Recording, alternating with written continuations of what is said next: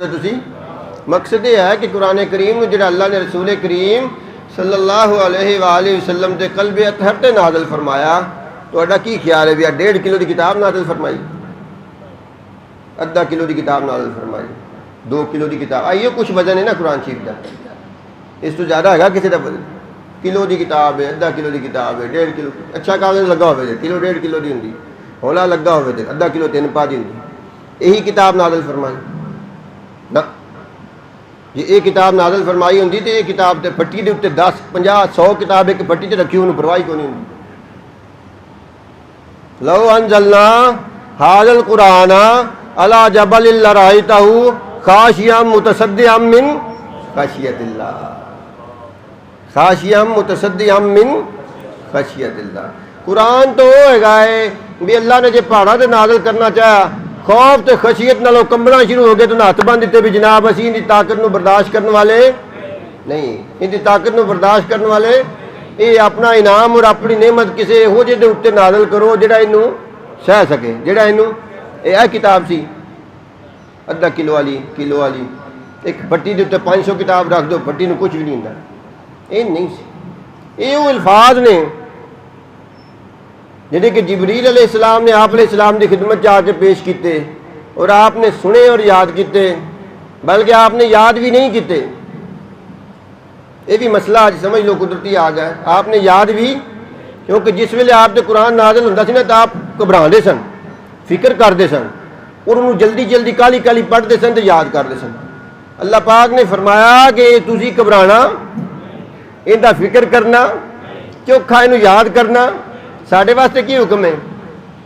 भी इनू या भी जनाब तुसी इनका फिक्र इनू याद असा खुद करवाना है, याद असा तुसा बार बार पढ़ना नहीं, घबराना नहीं, तेज तेज मुँह तो बोलना नहीं, इनू भी किते भुलना जाए, किते नहीं जाता, किते कदी भी भुलदा, क्योंकि इनू याद करवाने की जिम्मेदारी साडी है, याद कराने की जिम्मेदारी साडी अल्लाह पाक दी। तुसी बेफिक्र हो जाओ। तुसी अच्छा कल्बे अतहर रसूलुल्लाह दा चुनिया, कल्बे अतहर उस कुरान वास्ते जिंदे वास्ते पहाड़ा ने हथ बन दिते, पहाड़ा ने हथ बन दिते, डर गए, खौफजदा हो गए, घबरा गए पहाड़, वैसी बर्दाश्त वो किया किताब तो डरे सन अज जी कागजात छिपा के आप ले फिर नहीं, वो जी असल इनका नूर है, असल इनकी बरकत है, असल इनका फैज है, असल इनकी ताकत है, उनके तो डरे सन पहाड़। एक अक्से की ये अक्सी अगे लिखा होंदा सी कुरान शरीफां दे उत्ते, जो असीं छोटे होंदे सी कुरान शरीफां दे उत्ते की लिखा होंदा सी अक्सी, ये अक्से ये की है असल है, मसला आवाम च करने वाला नहीं है पर चलो मुँह च आ गया तो कर देने बयान। ये की अक्से उन्होंने अल्फाज का जिहड़े पैगंबर अलैहिस्सलाम के कल्ब मुबारक से नाज़िल होए और उतरे, उन्होंने जो इलाकाई अरबी के शक्ल बनती सी उस शक्ल च आपने सहाबा नूं लिखवा दिते, तो जो आपने लिखवाया उनका अक्से उनका की है, उनकी फोटो कापी है, उनकी तस्वीर है सारे का सारा। इस वास्ते फट्टी के उत्ते 100 कुरान पाक रख दो तो कुरान पाक फट्टी नूं कुछ नहीं होंदा, घर च रखो, मकान च रखो, अलमारी च रखो, कुछ नहीं होंदा। लेकिन ताकत और नूर दी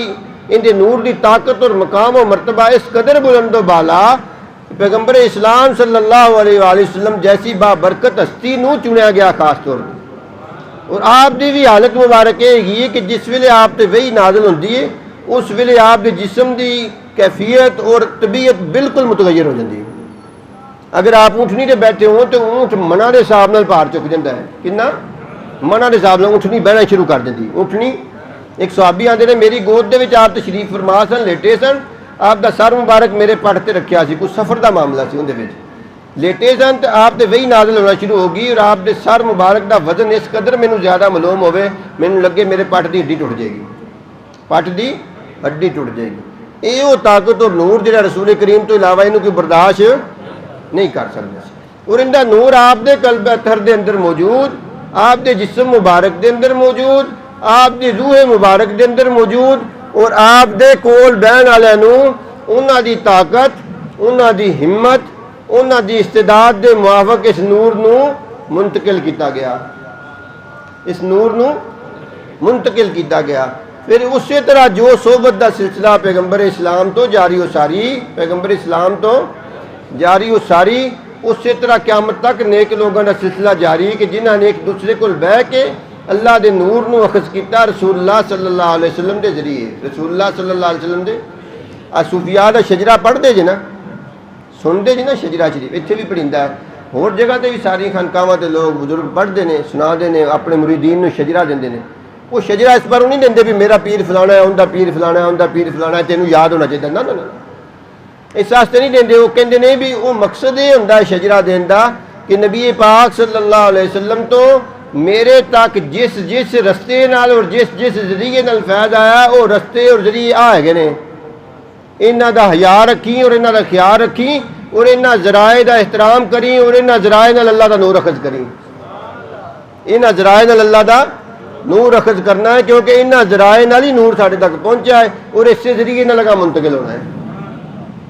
किताब मुंतकिल नहीं होनी, नूर मुंतकिल होना है, फिर किताब का फायदा